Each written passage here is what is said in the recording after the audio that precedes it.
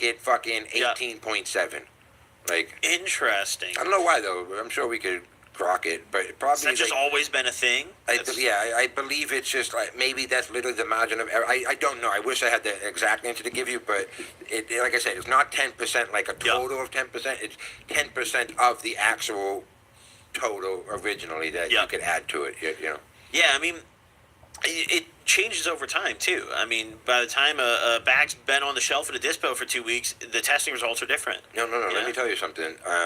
The longer we cures, the higher the THC is. Yeah, I assure you of that. Like, and it's all because of the moisture content.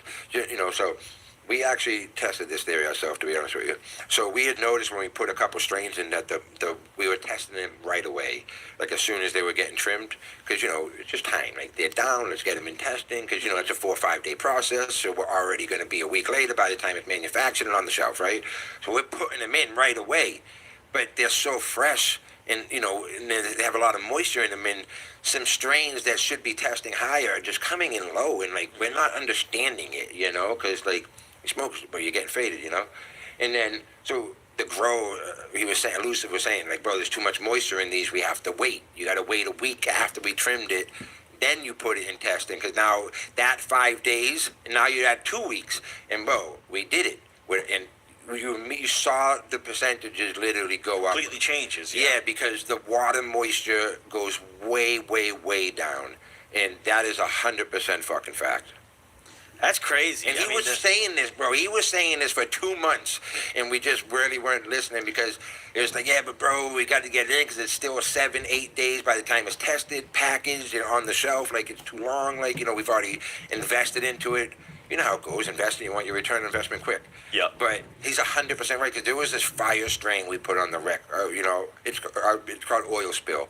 It's a gelinate sangria, and it is so fucking fire. Like, it's that high that you don't talk for like 5 minutes after you smoke it. Like, everybody just goes quiet. Well, Yeah, so they ain't actually allowing that shit proper cure time, which is why the percentage goes up. He's like, well, if we do give it the cure time, yeah, it's gonna slap hard as hell. Yeah, slap like I ain't gonna give you an example because we ain't slapping shit these days, except for that music. Shout out to the big homie for making them beats. You know how it be. Shout out to DJ Is. I love that kind of shit. 17.8% on rec.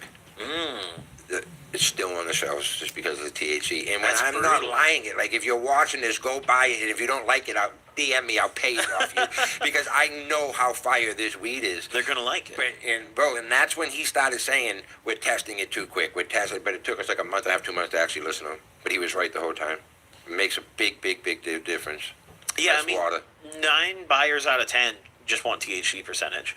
Yes, and we're learning that. Like, you know, we have a fire strain. We have donkey kicks on it. It's fire, bro. It's like a Z3, Skittles Hindu Kush. It's super fire, and it's like 27%. And compared to the Blue Chill, and then we dropped this something called Black Dahlia that was like 33. Those sell fast. 27 sitting. Even though it's 27, not 30, that 3% is the biggest difference in the world. All that matters is that first digit. The 3. You need the 3. You need the 3. 29 is still not cutting it. It could be 30.01, bro. It doesn't matter. That's how it's selling at 29.9. Yep. Every day. It's just such a different market. Like, you actually have to curate your rec menu for THC percentage. Yeah, I think the average customer in a dispensary that walks into is unfortunately less educated because the dispensary customers or the dispensary workers don't really educate you. Like, your average bud tender isn't really teaching you what you're buying. No, and you know, the average bud tender also doesn't get to smoke everything. Like, yeah, they don't know. I'm what assuming they have to pay for it if they want to smoke. Like, you know, I'm sure you get an employee discount. This should be giving, passing some J's out. The brand should be. You know, I'll I guess, own that one. yeah. I'll own that one. But like, but the bud tenders, they can guide you to what they know, but again, it's only what they know. If they're not allowed to smoke everything, like, I can definitely do a better job at it on my end. We're blessed, like, we sell because we have brand recognition, obviously, and like, I have a platform that I utilize. But a lot of that too is like, the brands have to educate the bud tenders, as much as anybody else. So that definitely comes on the brand just as much. Yep. Yeah, I mean, I hope in the future we see bud tenders maybe like with a little more knowledge on average. Yeah. Again, I do think that it's the whole system.